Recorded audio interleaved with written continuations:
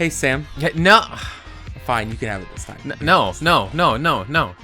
That's the second time you've taken it away from me. It's like the third time, so you can have it this time. No. Your time, it is an hour and a half, I think, away from being the last day of August.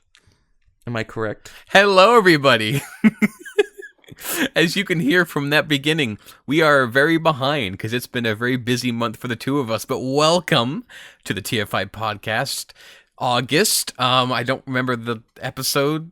What 15? 15 sounds right. It's definitely not. It's either 15 or 16. I'd laugh if it was neither. It's whoa. Hold on. We're gonna get to the bottom of this, and it is what should be like. It's 16. Damn it! It is 16. So we'll start off by saying that yes, Gigawatt 4 has been released, but we're not going to talk about that one just yet for a couple of reasons. And that's first, we want to make sure that film can be seen by a majority of the viewers first. Because once we talk about Gigawatt 4, there's going to be some spoilers for sure. And, of course, we're going to want Coolerite on there because he was my co-creator on that one. So we'll talk about Gigawatt 4 come September. But August is still this episode, we're still going to talk about TFI being 10 years old. It's old, MK. We're old. I think about it. I've been with TFI for 6 years. What was the first project that I've ever brought you in on? So, I didn't get my name on the credits for a while, but the first project I had some sort of involvement in, I got early access to Mexico City.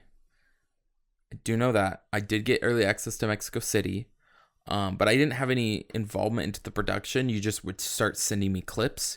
I didn't have any say. It was more just like, hey, let me show you these things. And then the first project I had any sort of input in was the Interstellar remake. I've been I don't know if I've stayed on the podcast. I probably have, about how I changed a small part of the ending of Interstellar remake.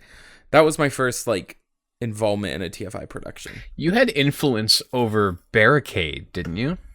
I did. So originally in the Interstellar remake, Barricade was going to be the one to just die of the Energon, running out of Energon, and then Ratchet was going to die in the battle. Or I forgot, maybe Ratchet was going to die earlier at some point. No, Ratchet was in the film a decent amount. But I remember bringing it up to you that because you were cutting Barricade becoming Prowl, but I still thought it was unfair to entirely cut out his redemption arc. So you decide to keep Barricade alive until the final battle and still give him that moment where, he says empty words, Galvatron. That moment was added because I brought up because originally he was going to just die of, I'm out of Energon during the night. I don't remember if he died with Ratchet or if they got swapped. But I just remember originally that was, Barricade was going to die earlier and he was never going to get his little redemption at the end. I wish I could remember what the original plan for that was. And what's crazy is that even that film came out 5 years ago this month. Yeah, and you started production. I mean, that script was written and everything. I made those tweaks to the script probably 6 years ago. That was 2018. That was way before filming really took off. Mm-hmm. It's something that's kind of interesting though is I guess I shouldn't say I've been with TFI. Well, no, I have been at TFI for 6 years now because this would have been after Mexico City. But again, I first started working with you on Halo projects. And I just kind of got ported into not ported into TFI, but it was like, hey, we're working on Halo projects. Here, let me show you my Transformers stuff. Ported. Yeah. Yeah, MK was a Wii game, but we brought him over to Xbox. Yeah. No, and so I it's really funny thinking about how when it came to Halo Cinema, I was by episode 3, I was majorly involved in production. You would get me ask my opinion on things. You would have me involved in filming. You would have me, tweak scripts, review scripts.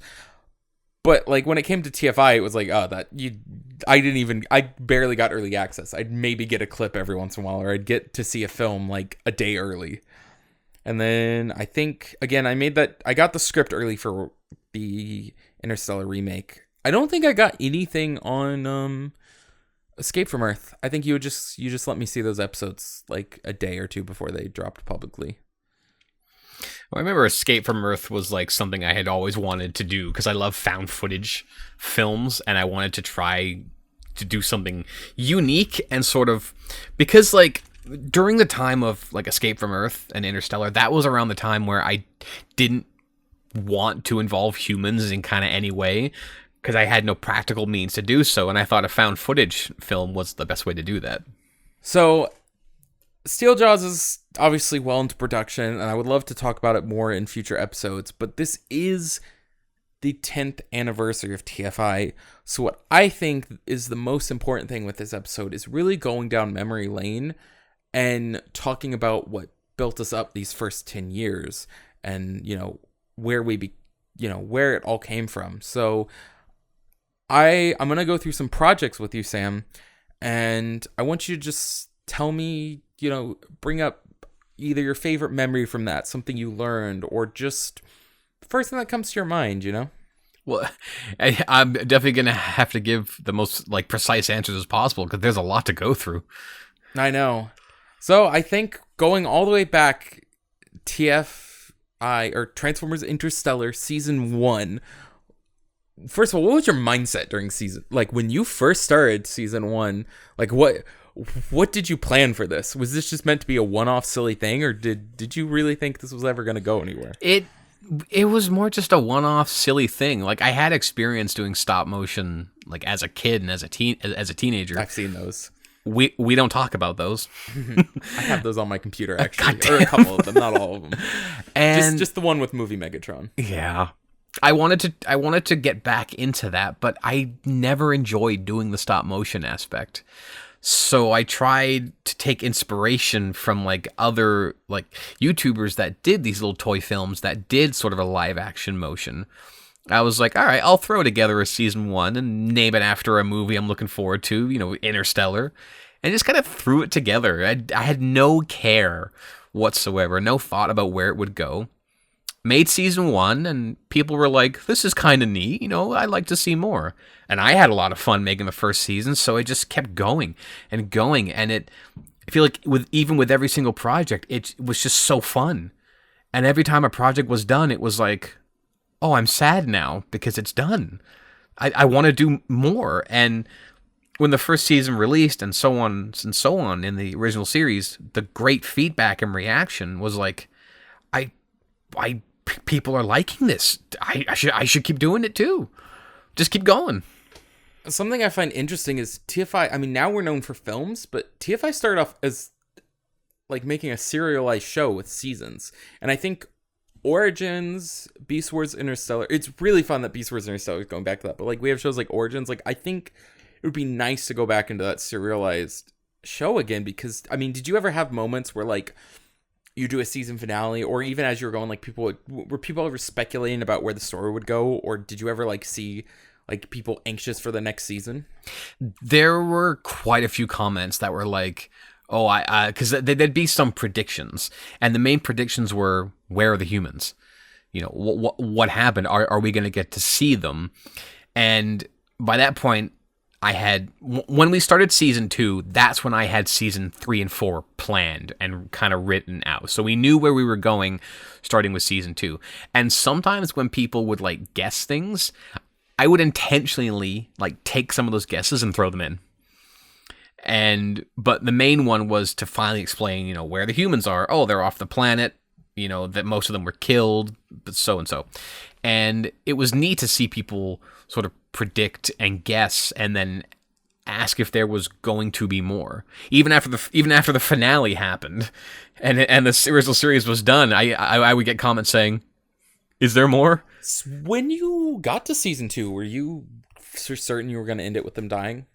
When was that? Okay, so was it during season 1, or was it like when exactly did you come up with the idea that everyone's dying? Pre-production of season 2. That was a very early on decision. Season 1 was made just because things were thrown together, and it's like, hey, here's a film or a series with 6 episodes with this horrifying ending where half the Autobots die. I mean, you can feel that with season 1. Season 1 definitely kind of feels the most. I mean, you even look at the remake. The entirety of season 1 is like the first 5 minutes. You can tell it was kind of its own thing. It didn't have that same season 2, 3, and 4 are this woven together story that makes sense. Where season 1 is just kind of like this event. It's like this end of war event, but it doesn't feel like there's this big plan going forward. It just feels like you're telling this contained story.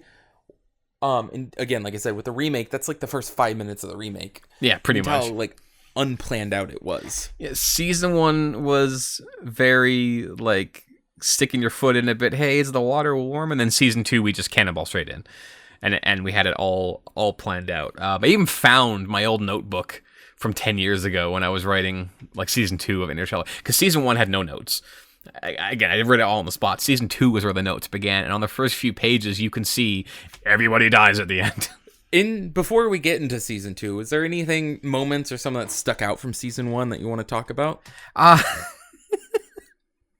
See, it didn't stick out at the time, but it does now.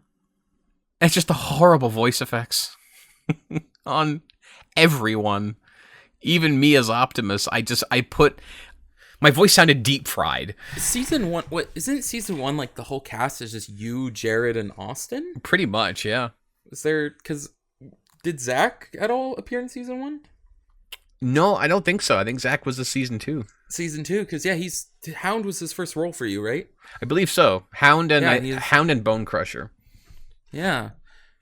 So season 1 and season 2, that shows how kind of a big jump it is to season 4. I mean, at the time Zach was not really a voice actor, but like you think season 1, it's just you and a couple of your Austin, and I know Jared obviously is, friend from high school, but where did you meet Austin?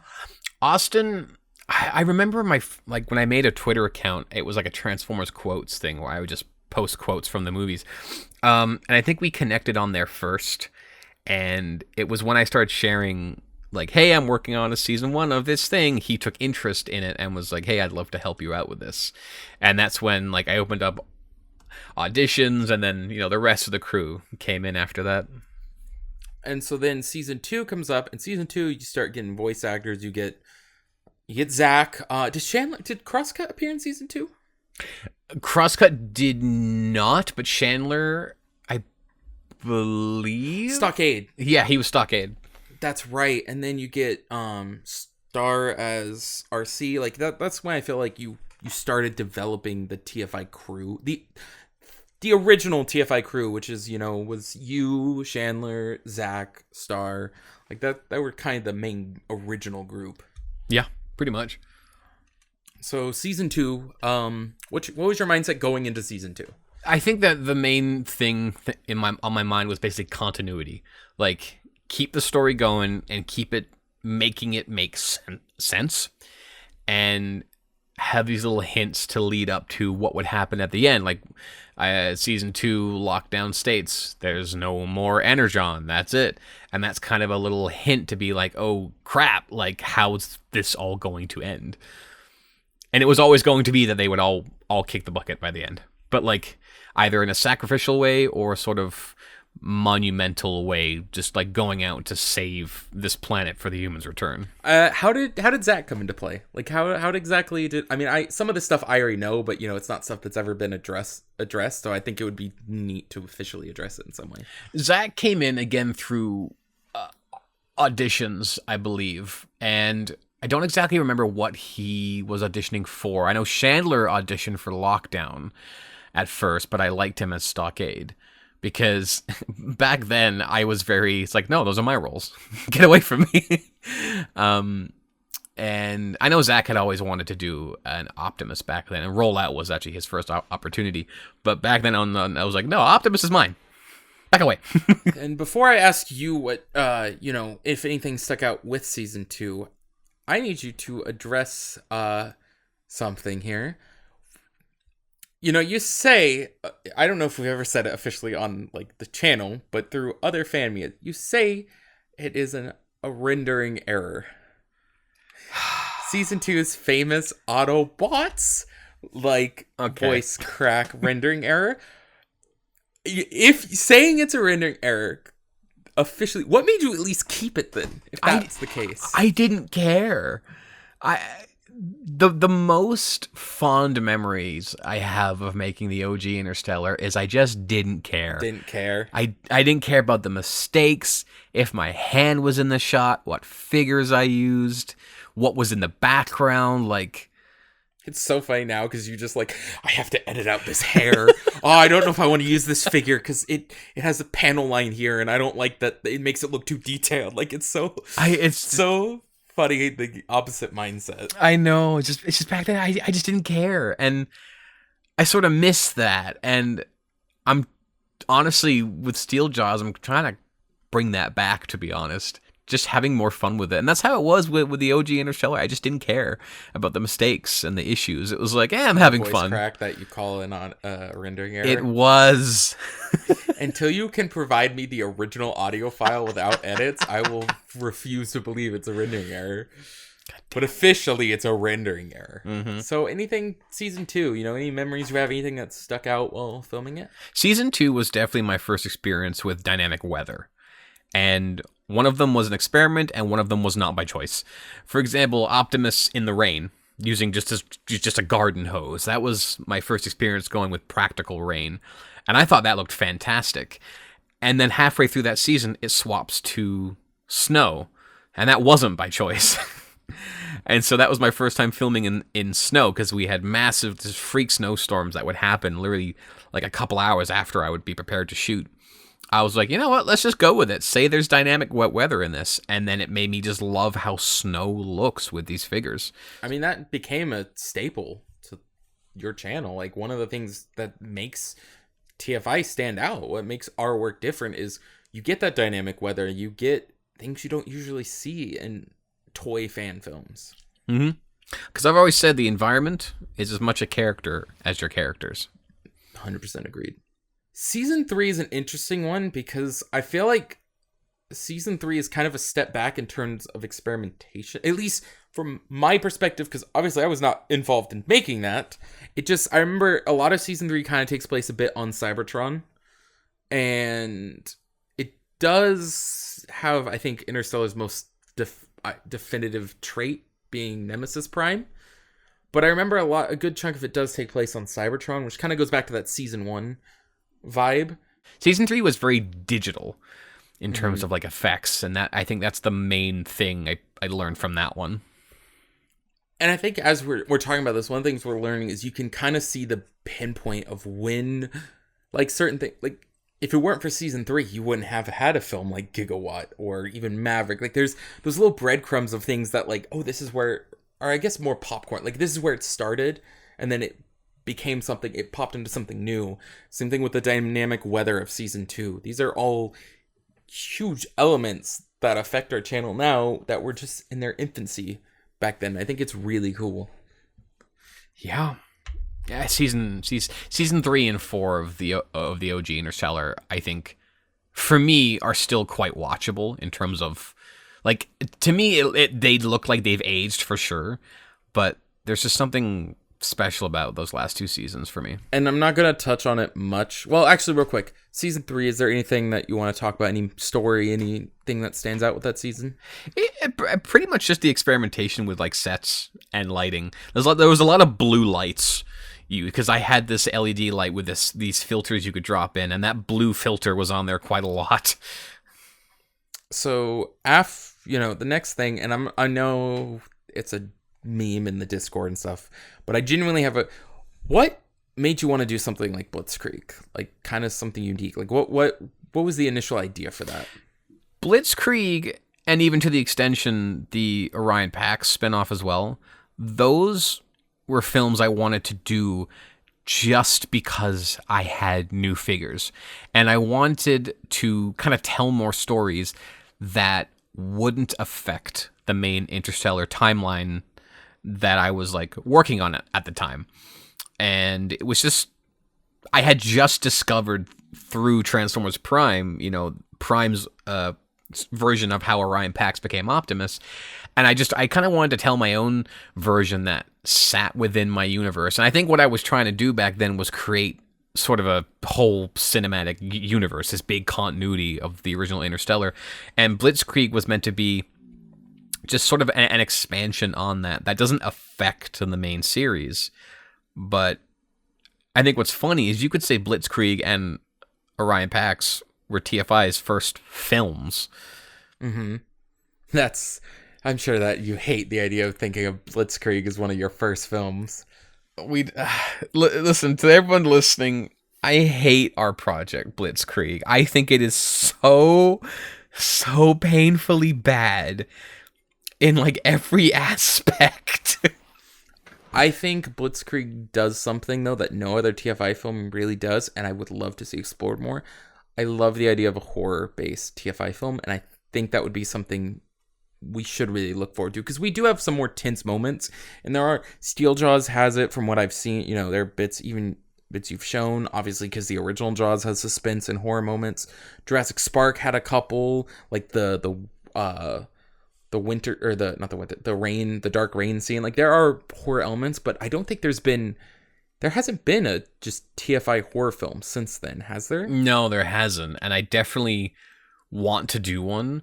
And I know I was stating that, like, when we do the Ghostbusters crossover, I want that to be horror. Mm-hmm.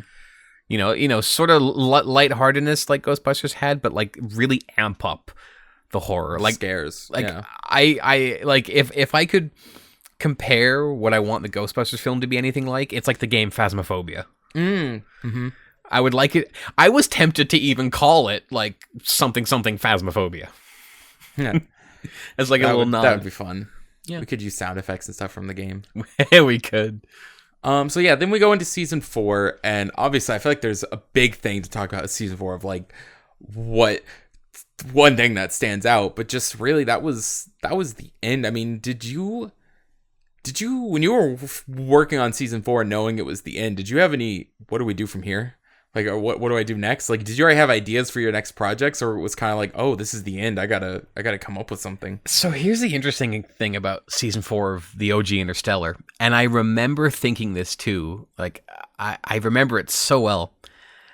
We had just published it, and a few days had gone by, and then I said to myself, if I was to ever remake that, what would I do? And then the early ideas came up for the Interstellar remake.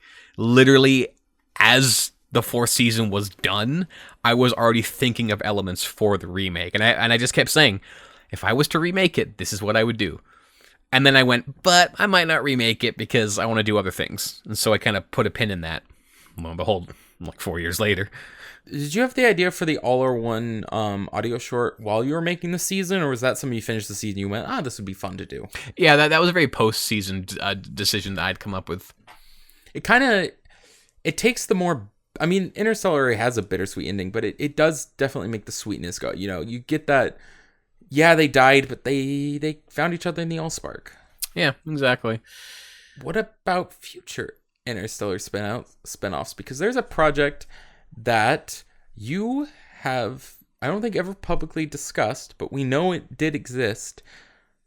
This was the Ironhide one, right? Yes, because I feel like this is a good episode to talk about like fun things like that. Yeah. What was going to be the Ironhide film? Like, I feel like this would be a fun time to discuss like what could have been Interstellar Ironhide. So as we know, season 4 of the OG Interstellar released 9 years ago, because I worked on the first the OG Interstellar in about a year's time. And when it was done, and even during the production, like we made the 2 spin-offs, and I kind of wanted to do more, which is why I believe in Orion Pax it was stated that some Autobots went to Earth, and I think one of them was name dropped as Ironhide. And I wanted to just tell a story of the humans' evacuation on Earth involving like Ironhide, and he would be kind of the commander of the Autobots on Earth. That's really funny, knowing what came of Escape from Earth. Yeah. The only evidence, it doesn't exist anymore, but the only evidence I think of this potential Ironhide film that was ever officially publicly released was a test footage you did of like an Ironhide transformation. Yep. I remember that too. Which you kind of inspired me. I look back at this. This video doesn't exist on my channel anymore, but I had this stop motion series I was working on that got canceled really early on, but I had a Ironhide spin around transformation sequence that was inspired, one, by the Revenge of the Fallen one, but I also remember filming it shortly after watching your little Ironhide thing, Because it just gave him like, I remember there was specifically one effect you did during the transformation where like, I didn't do this with mine, but I remember thinking it was so cool at the time was when Ironhide started to transform, you did a little steam effect coming out of like one of his pieces. See, you saying that makes me think that might have been made between season 3 and 4. Because it wasn't until season 4 that transformation started to have steam and smoke coming out of them. So I might have planned that between 3 and 4, but just never really... I think when season 4 was done and All or One was out, I was just kind of done with the original Interstellar. I just had no motivation to do any more spin-offs. And then now, I mean, other than... Because I feel like the elephant in the room is obviously getting David K. Like that's... But I feel like we've talked about that before. Of like that first moment. Have that been addressed publicly? How I got David K? Yeah, how I got David K. and how like that moment, felt for you. I think we've touched on it a bit, so I won't get too deep into it. But yeah, I tweeted him one day saying, "Hey, I'd love for you to, cameo. Here's my email," and he said, "Sure, let's do this." And I remember getting the audio message with I still have the raw file too from 9 years ago. I mean, I know you've used that. I think that David K. line has been used for it. It was used in the original. It was used in the remake. It was used in Return to Earth, and then Gigawatt 4. Yeah, Gigawatt 4. So it's been used 4 times, right? It has, yeah, his lines. And that was just incredible for me. That was a very moment of high inspiration. Just like, wow, what we're doing, is interesting to people that I look up to in the Transformers like voice acting community. And I feel like I still kind of ride that today. And, even getting, this is just jumping forward way ahead, but even down the road, being able to get David Sobolov and Gary Chalk and just knowing it all led up to, like, today, I don't think TFI would have been the same if David K. hadn't given us a cameo, because that just... Him doing that made me feel like, okay, I can do this. I can reach out. I can have the confidence to kind of, get my work out there and talk to more people. Season 4, I think the only thing that stood out for me was just I tried to go deeper with the writing. Tried to really develop relationships with these characters and to make them seem more relatable and less like robots and more like humans. Season 4 also has a very unique thing, as it was the first appearance of a main TFI member who you didn't even realize would become... So our good friend Matt, who missed his exit, he actually voices in Interstellar Season 4. He voices one of the Viacons. Did his Viacon have a name? I don't think I ever named them. But it's very interesting. You just met him and you gave him some lines... and then stopped talking to him for 4 or 5 years? Yep. And now he's like an integral part. Yeah, goes to every TFCon. No. And then I remember when you didn't even realize that was him until I think he mentioned it, because he just joined the Discord during its second revamp, and he was just randomly posting Warhammer painting, and he joined one call. He joined 1 or 2 calls. I remember what started too was me and him. I was in a call and I was like, "Hey, does anyone want to play? Does anyone have Halo? And does anyone want to play Halo 3 right now?"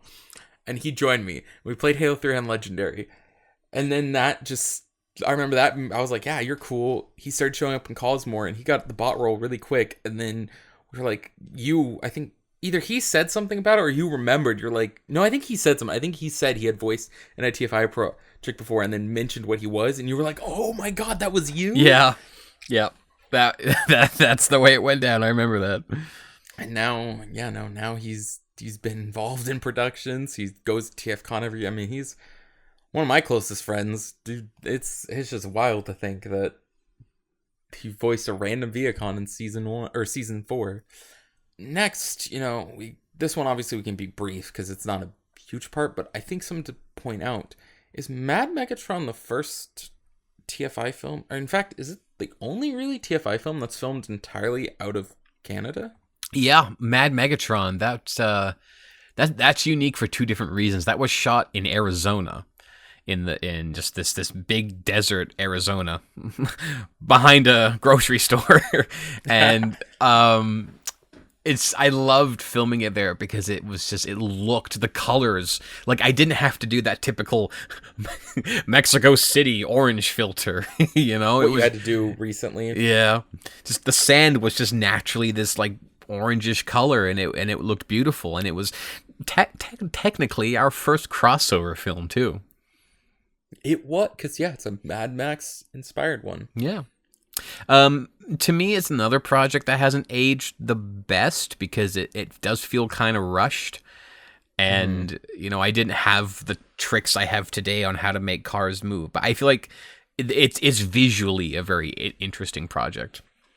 I think it's visually distinct. Yeah. It's one thing that I think could be really cool to, like, embrace visiting other sections and, like, maybe even coming down to other TFI members and, like, planning ahead and getting new filming locations. I think that would be really neat to look into. That's the thing. Like when I went to British Columbia, I did a lot of establishing shots there, for Jurassic Spark. Jurassic Spark, that's right. Yeah. You then went into what is arguably, besides Interstellar, the next biggest. Honestly, while I still think Interstellar is the biggest solo film, I think Roll Out, which is kind of the post-Interstellar phase, that is one of the biggest impacts to your channel. I mean, if I remember correctly, didn't Roll Out even get like a fan film recognition thing in like an article or something? Yeah, it did. The Sci-Fi Channel did a top 10 Transformers fan films, and they gave Roll Out #1. That's so cool. But going in, Roll Out, the first thing on the TFI channel is the Stella prequel. So did you have Stella try and all that? Did you have that planned out before you had the script for Rollout 1? Or were you working on Rollout 1 and thought of these characters later? Pretty much that. Yeah, I had the script for Rollout 1 done and was starting very, very early production. And I was like, I want to just create some random characters that might have influence on the story later.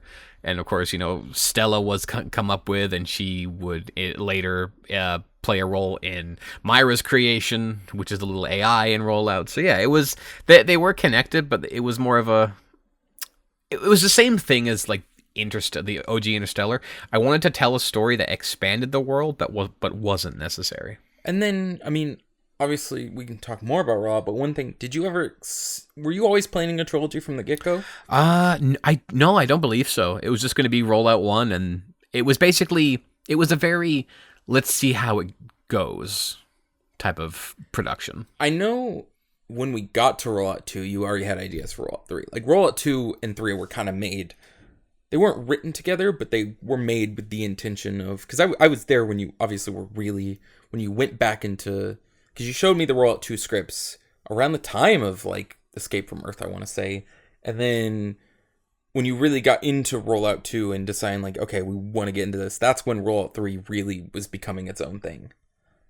Because, I mean, you jumped into Rollout 3's production right after Rollout 2, if I remember correctly. Yeah, Rollout 2, when we get to that point here, I have an interesting story to tell about that script. Because, yeah, 2 and 3 were written together to basically be a fully connected story, but Rollout 1 was meant to be standalone. It's why Rollout 2 came out so many years after Rollout 1. Rollout 1 is also really interesting because it was your longest thing at the time. It is 35 minutes. It was a full-on film. Like, while Blitzkrieg, Mad Megatron, those were actual films, they were still only like 10 minutes. Rollout really is a film. It is. And it's a very deeply personal film. It's a film that, while we've talked about how some things haven't aged well and some things have, it is still... While Interstellar was a good story, it wasn't... Rollout feels like it's written... You were talking about how with Interstellar Season 4, you wanted to make them feel more human. Rollout feels like you wrote humans and then gave them to a Transformers story. Yeah, Rollout 1 was definitely where I wanted to stop looking at them as robotic aliens and look at them as everyday people like us. Everyday, just ordinary people thrown into extraordinary situations. And I remember the main reason why I decided to go with such deep topics on mental health in the first rollout is I remember watching these like videos that fans would create for their favorite content creators, saying how much these content creators help them get through dark times. And it made me realize, I was like, I really want to be able to have that same impact. I want to be able to use my negative life experiences to help get people through theirs, which is where the character of Hotspot came in. And there was really no reasoning for choosing the characters I did in Rollout 1. It was more just what I had at the time. I didn't really research any of these characters to begin with, except First Aid, because in a Rollout sort of prologue thing, First Aid's this bloodthirsty dude, and someone commented, "Isn't First Aid a pacifist?" So I was like, maybe I should start doing research. I remember you did some marketing prior to Rollout that kind of got scrubbed when the film actually came out. You did like, I forgot, there was something like you did that. Rollout was like the first thing I noticed that you were doing that you were really promoting. Yeah, Rollout I think had a trailer every Monday before release. Yeah. And then Rollout also is a little interesting because I remember you talked about this. You've talked about this with me, and I think there was videos too.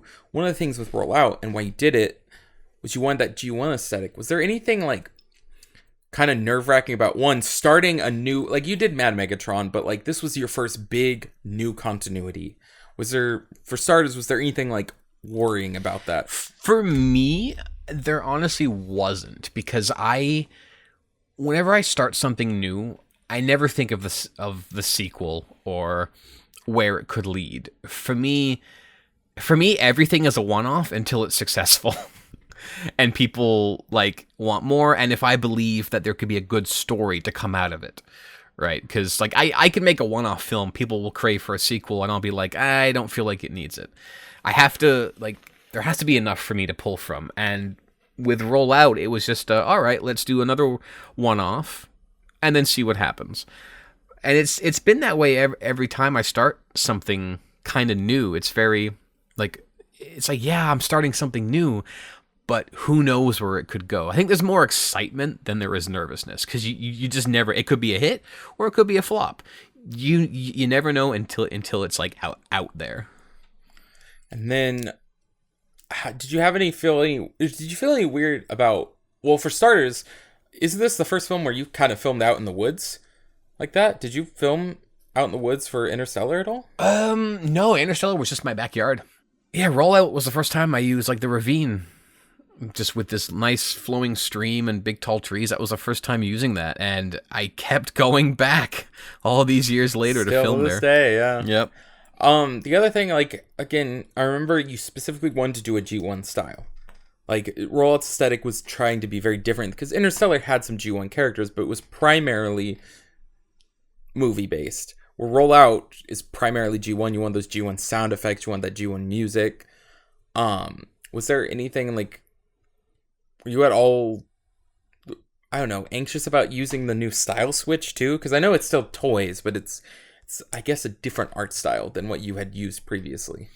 I think Rollout was early enough at the point where I still wasn't too fussed about what sort of negative opinions could come out of the style.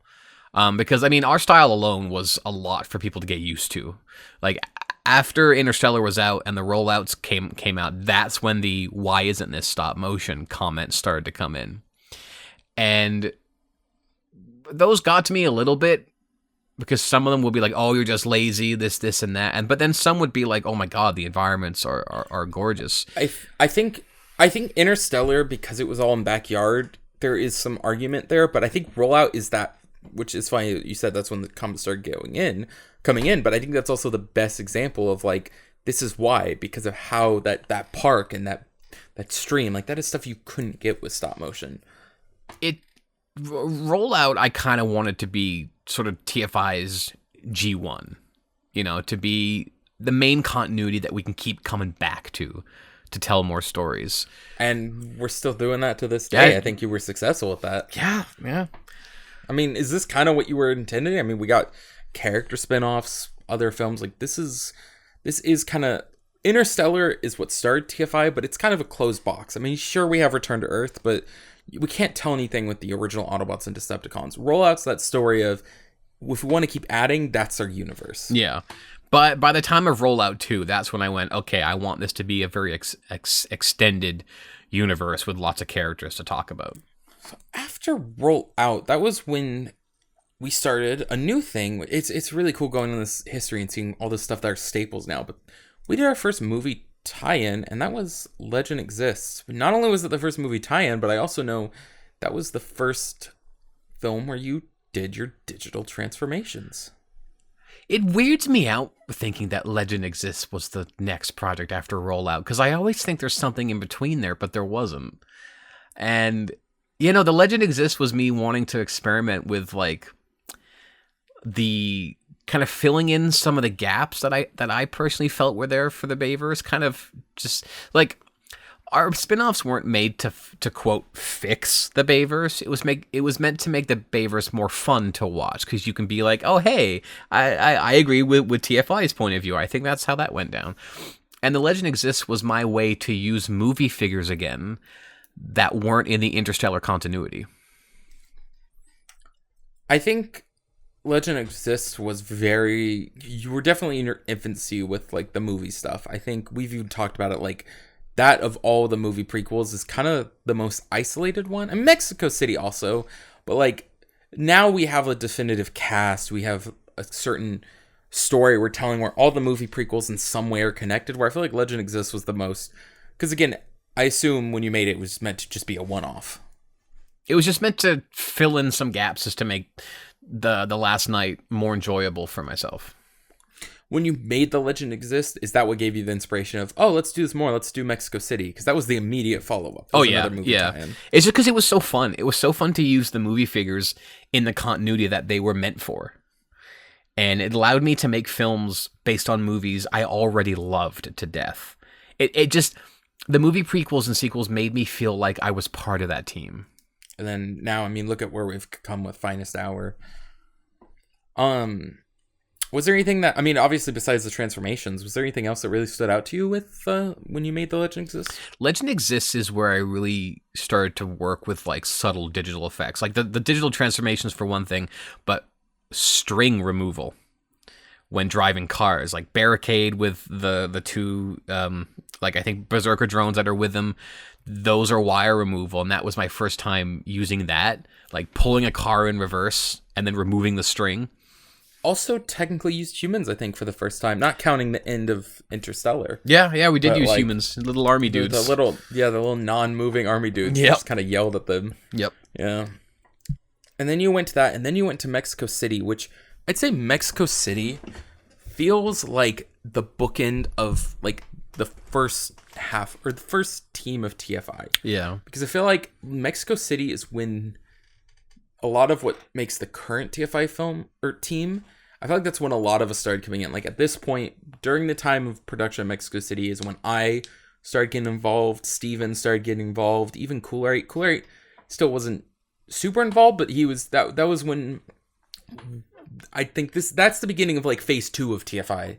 Not like Marvel phases, but like the team. Like this is, because we always talk about how there's like the OG TFI team, there's a medium team, and there's current team. Like I feel like every few years the TFI team shifts a bit. Some people become more active. And so I feel like Mexico City was the first film where there was the first shift, I guess, where certain TFI members kind of started taking it back. Weren't as active with TFI while new members were coming in. Mexico City really felt like the end and the beginning as well. I think it was like of the first 5 years too, because I think the following projects revolved around, TFI being 5 years old. Mexico City is an interesting project because that was the first time the action scene was written first and the story built around it. The car driving scene? Yeah, the chase sequence with Optimus, because I was watching Mythbusters one day and they did the episode called A Destructive Wedge Through Memory Lane, where they take all the props they ever did for their show, lined them up on a runway, took a truck and built this ginormous like cow coucher on the front, and ran through everything. And I went, wouldn't it be cool if Optimus was running from the police while doing that? So about a week later, Mexico City was written because the Optimus we use has that big like grill that you can put on it. Was it Striker Prime or something? Striker Prime, yeah. You know, Mexico City. That's a really special project to me because whenever I watch that, it feels like it's like this was the end of the first like half of TFI, the first 5 years. After that, I mean, we already kind of touched a bit on Escape from Earth earlier on. Is there anything else you want to add on that? No, not really. I mean, Escape from Earth confuses me because I always thought, for some reason, I filmed that with my newer 4K camera, but I didn't. But Escape from Earth is where I started to experiment more with color grading to try to make the colors feel more natural, and also there was a lot of digital effects to make the shots look more seamless, like it's on someone's busted camera while they're filming it. It was a very, very unique sort of filming experience. It's pretty much the last thing I have to say on that one. And then going afterwards, we have, I feel like we can discuss this a bit on the podcast, but we have Rollout Origins, which originally was known as Rollout the Animated Series, but unfortunately due to some things that happened, became Rollout Origins, but it is a very unique thing on the channel. And I feel like after it kind of got canceled, because originally, it was planned to be the Rollout Animated Series, but that got canceled after 2 episodes. So then it was retroactively rechanged to Origins because thankfully the 2 episodes do work as standalone. Something I find interesting though, I feel like we're kind of slowly going back to experimenting with that again. Pretty much, yeah. The thing about the 2 animated shorts that we did with the morning shorts is that was the first time an idea I had in my head that would be impossible to make with live action figures. It was interesting seeing ideas turned into something almost practical, like you can visually see it, and that's where I started to really think, those rollout things got me thinking of like comic books and short stories, just more mediums to work with in terms of these stories. So I feel like those really opened the gates for more mediums. Moving on, the next big thing was Interstellar, which we talked a bit. That was my first involvement, like where I actually made changes. But that's still the most viewed video, right? I think it's got 5 million views. It is the most viewed, 5.4, yeah. And at the time, that was the longest. Until Gigawatt, right? Yep, until Gigawatt. The Interstellar remake was where I kind of sat down and thought, all right, let's get serious. And that's when it turned into best camera, best figures, best locations. Like, the Interstellar was my attempt at trying to find the best way to tell the story. Like, the remake was me trying to shoot for an impossible perfection. And it was such an ambitious project, which is funny because I look at it now and it's like, that was easy compared to what we do now. Yeah, but that's when I started to really take it a bit more seriously, and that's when I think my stinginess towards what figures I use started, which I'm trying to run back now. But that project is so special because its story is so grounded and emotional, and I don't think I could ever make something that made me feel the way I did back then. I mean, I think with the Interstellar remake, I think that's one that deserves its own kind of episode to talk about in a way. I don't think we could do that justice in a little section because of how important it is to TFI back then and TFI now. Like, it is kind of the definitive TFI film. Like, if you could only show one TFI film to someone, I feel like the Interstellar remake is the one to do. Exactly. Like, at any time our channel is mentioned, it's usually because of that film.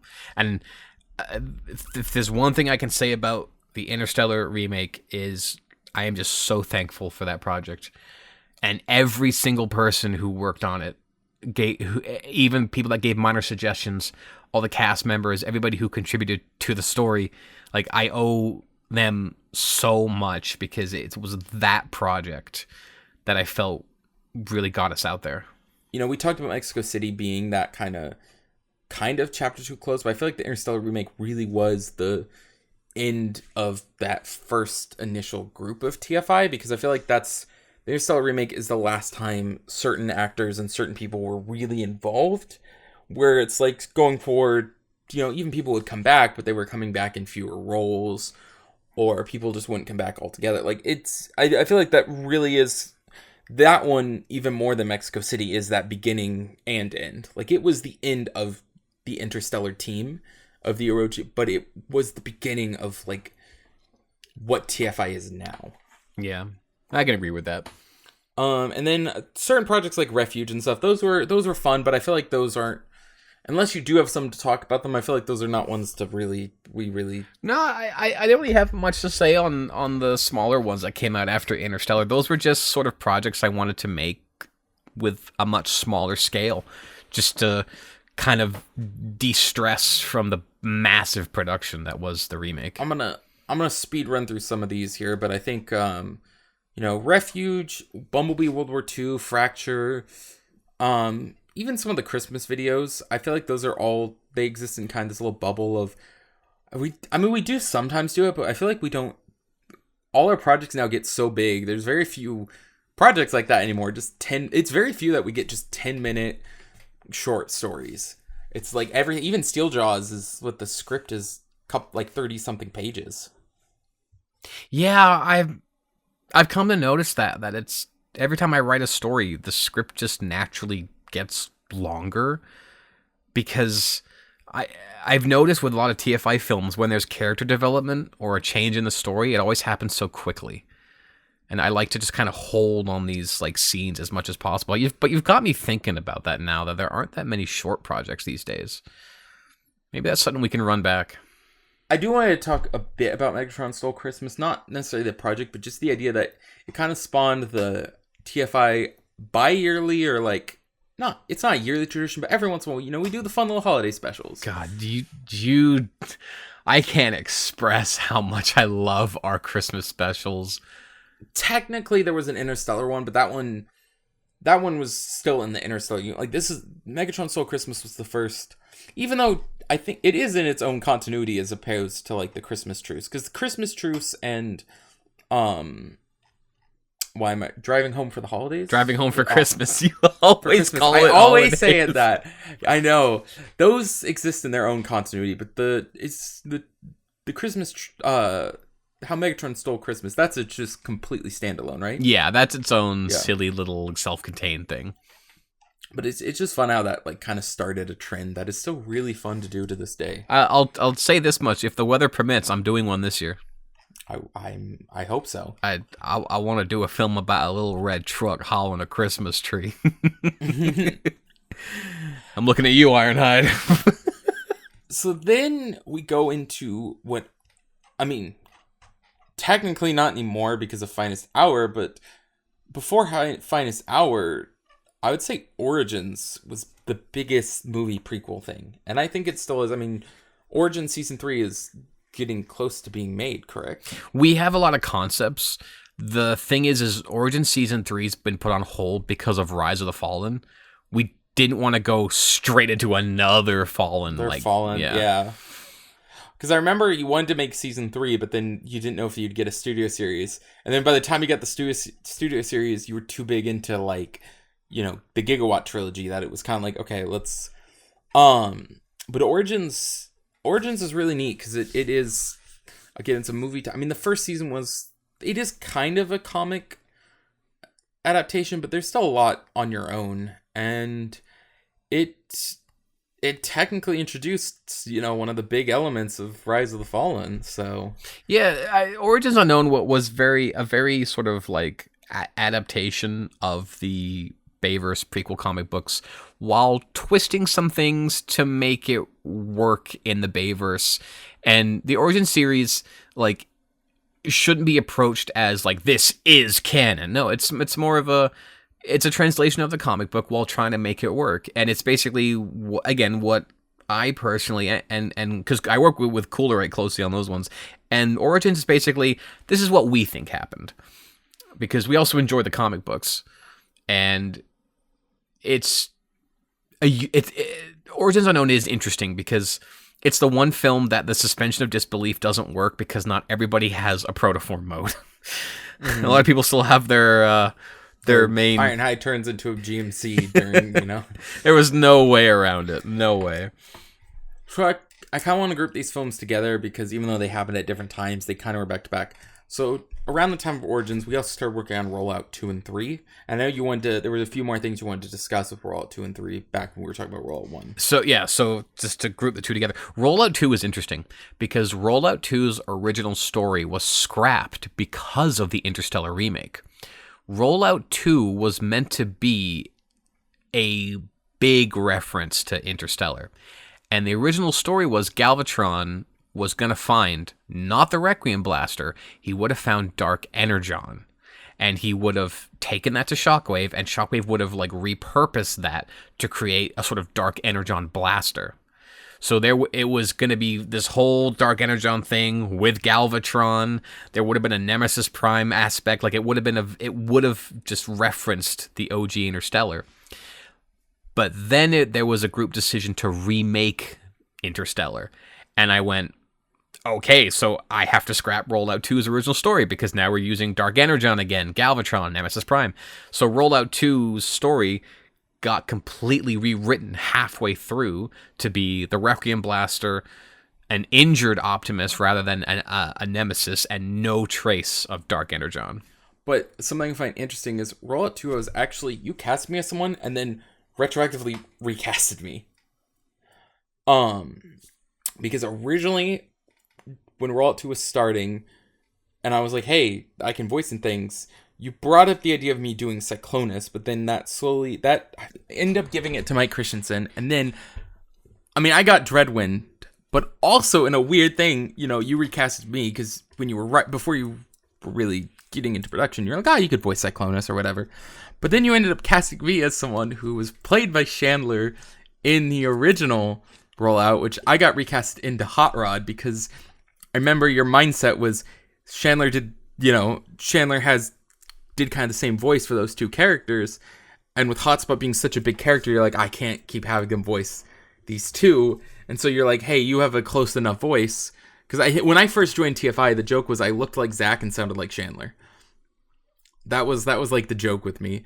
And so I ended up taking Chandler's role, which I would love to get him on the podcast because I would love to talk to him about that. To me, that's just very fun history. But so I voiced Hot Rod in that and Dreadwind. So that was again, I voiced Scrap Metal in a cameo role, but this is the first time I had a decent role. He was still a side character, and then also Steven got Highbrow.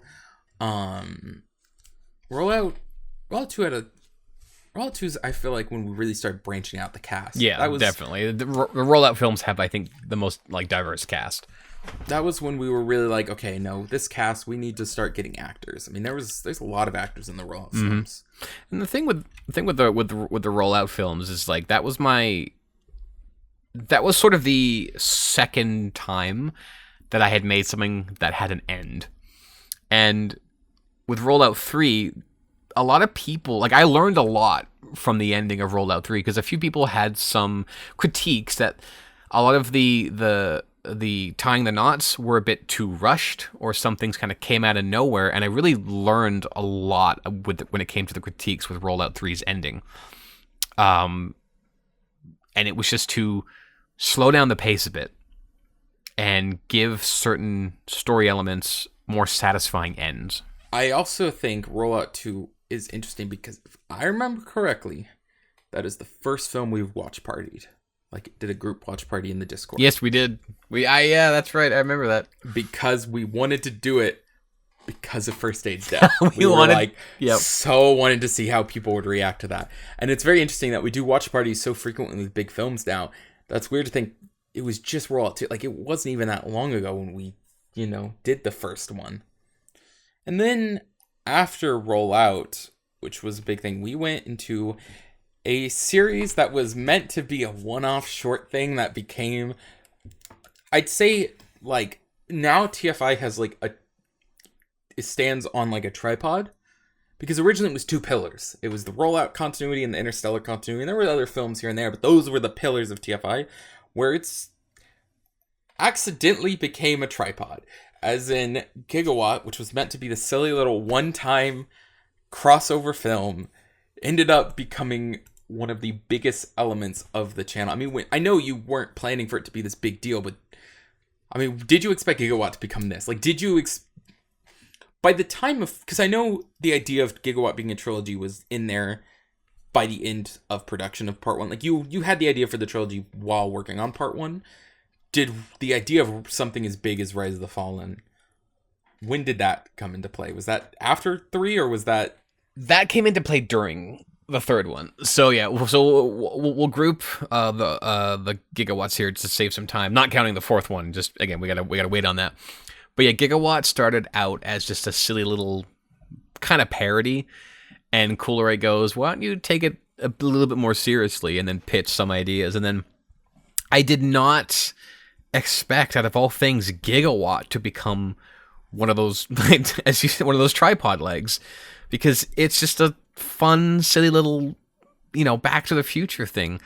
But I also think, outside of Crosshair's productions, I don't think Shattered Glass is all that explored much. And now that we have Shattered Glass toys, I feel like seeing those on screen really attracted like viewer attention, because it was the first time we've had figures like that in a long time. And by the time we were halfway through this writing the script of Gigawatt 3, I was like, hey, I want to plan something for 10 years of TFI. Maybe we can do something with like Unicron and maybe elements of the multiverse. All these characters can come in and fight Unicron. And Coolray goes, why don't you do the Fallen? He used to be a canonical, multiversal singularity, and we could tie it into Gigawatt. And so Gigawatt 3, its script paused for a minute. There were a few nights of discussions, and then the script got ever so slightly reworked to imply a fourth one. And Gigawatt was the last thing I expected to become like a staple of TFI. Like when people come up to us and be like, oh yeah, I know TFI because of Rollout, Interstellar, and Gigawatt. And I'm thinking, Gigawatt just kind of came out of nowhere. Something I find interesting, though, is like Gigawatt was also the start of what I like to consider the modern TFI phase, which I think, in a way, Rise of the Fallen kind of ended that phase. But I think Gigawatt was when we really, that was when the crossovers became a big deal. That's when I think we started branching out. I think Gigawatt, Out of Time, was when the team was really formed, and I don't think we've split since then. I mean, that was when, Trance had voiced in some things before, but that was when Spooky D-Man became like a definitive big actor.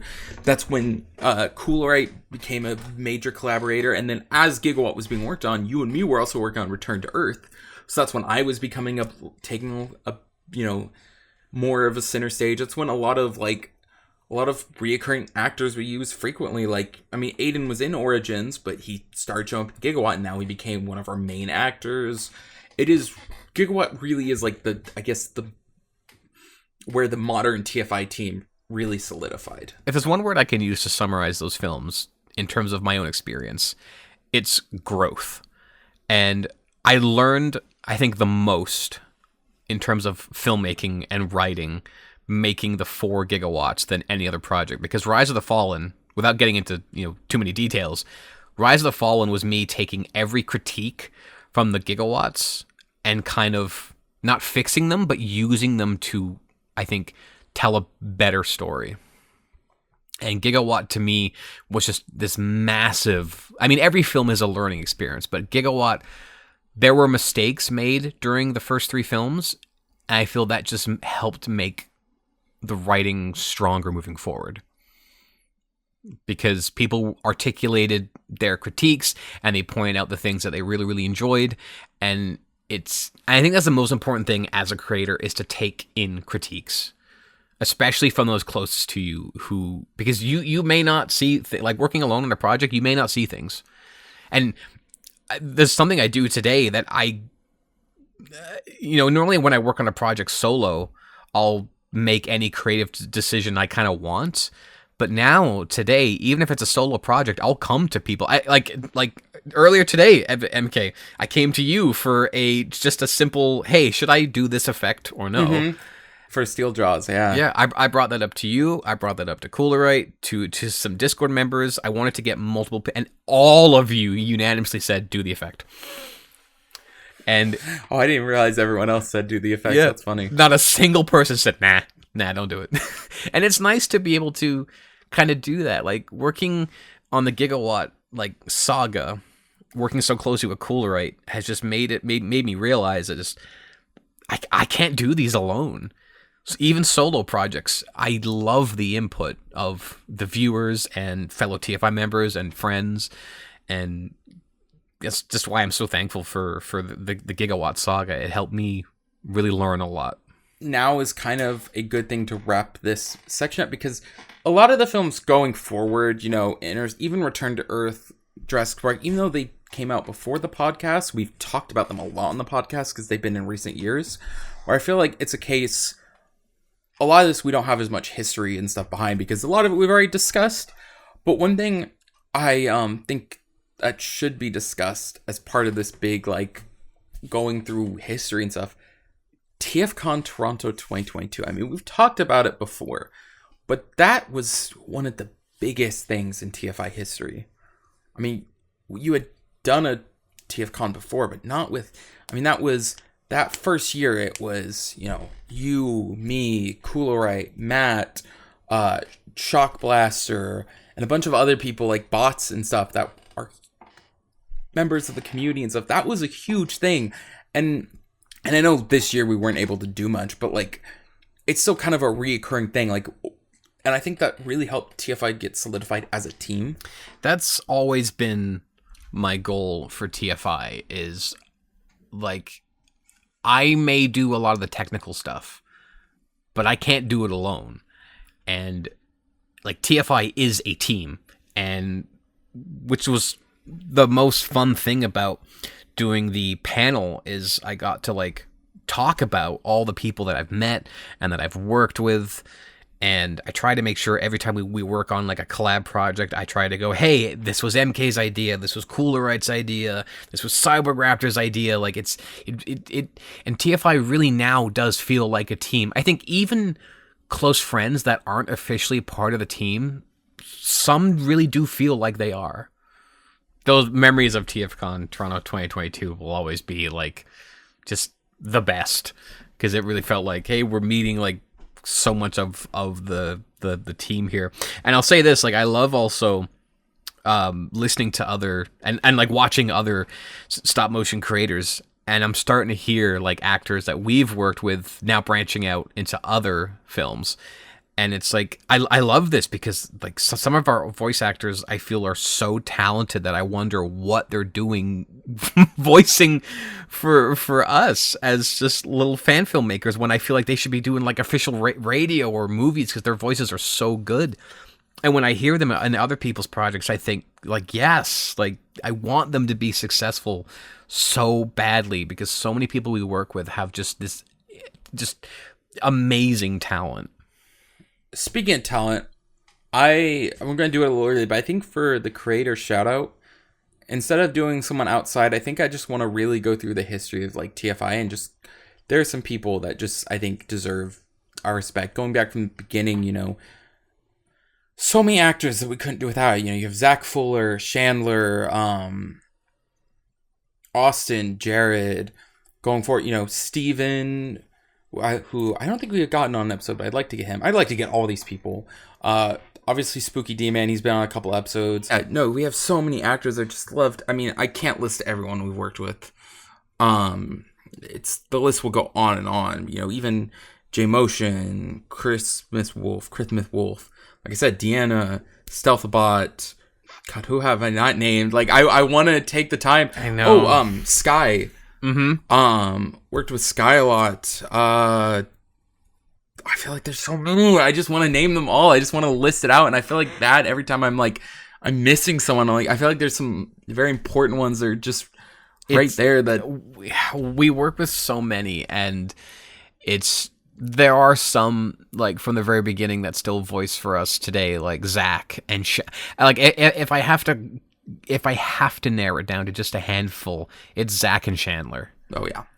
They have been there from the beginning, but I think above all, Chandler has been, I think, I believe he's been in the most since the beginning, and I love that man to death. He has, like, I look at my hotspot figures and I only hear his voice.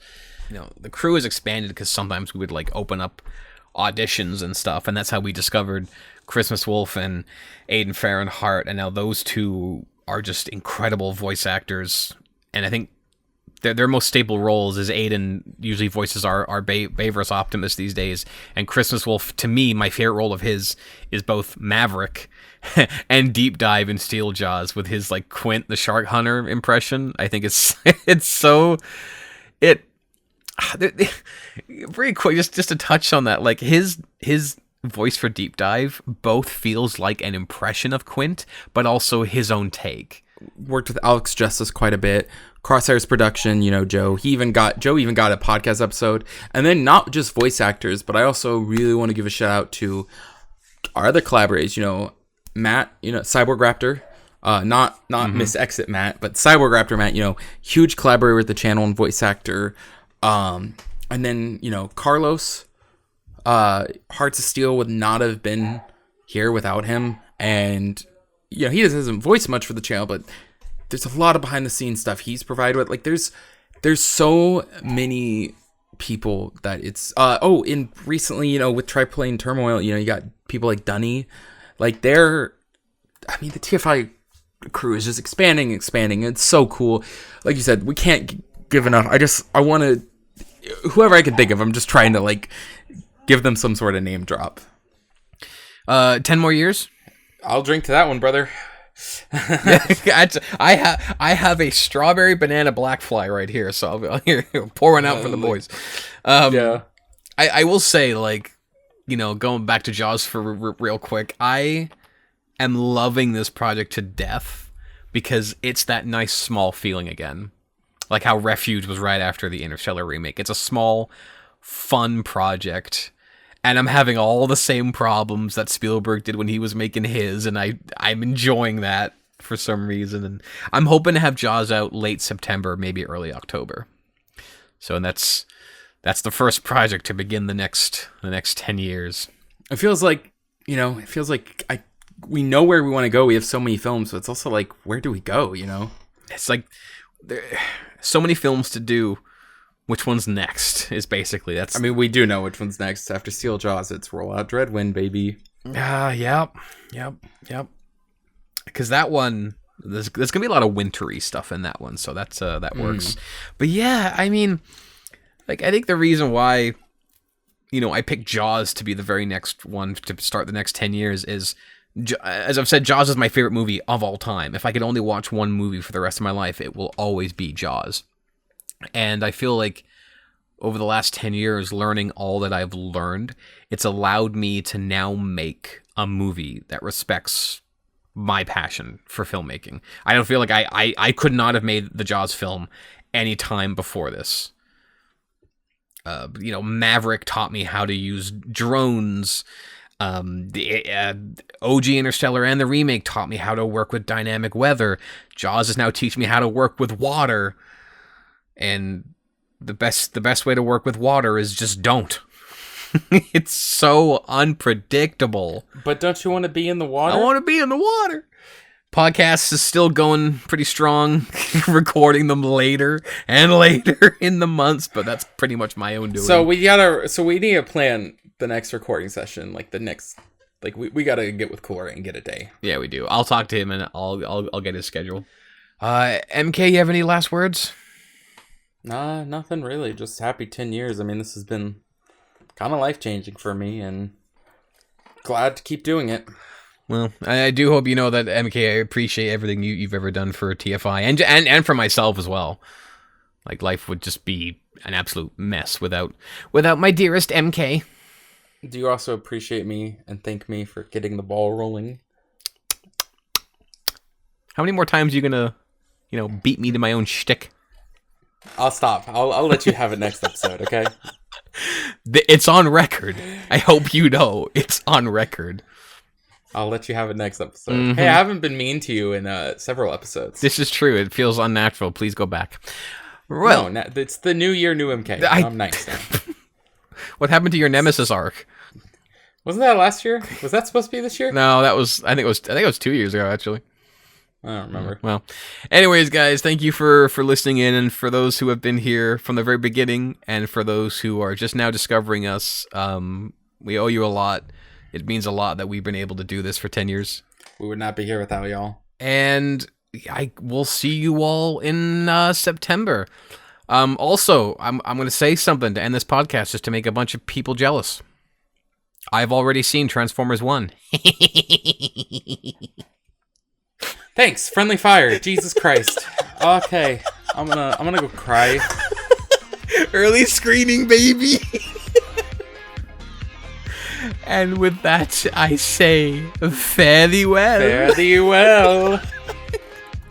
You're evil for that. So there's a scene right where